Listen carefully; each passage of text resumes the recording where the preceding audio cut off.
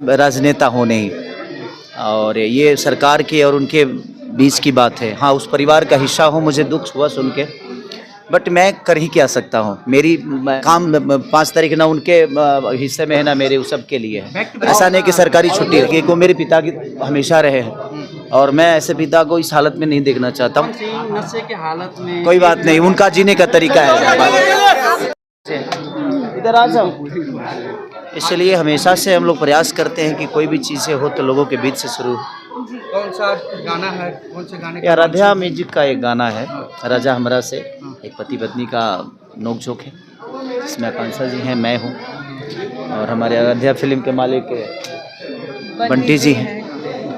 खेसारी जी, लालू परिवार को बड़ा झटका लगा है कोर्ट का फैसला या लैंड। देखिए, एक्चुअली देखिए, अब मैं राजनेता हूँ नहीं, और ये सरकार की और उनके बीच की बात है। हाँ, उस परिवार का हिस्सा हूँ, मुझे दुख हुआ सुन के, बट मैं कर ही क्या सकता हूँ। मैं एक सिंपैथी दे सकता हूँ, या उनके लिए जो मेरे मन में और मेरे दिल में श्रद्धा है उसके लिए मैं बयां कर सकता हूँ कि ऐसा नहीं होना चाहिए, क्योंकि एक बुज़ुर्ग हो गए हैं वो, और इस हालत में कम से कम उनके स्नेटी का ख्याल हमें रखना चाहिए।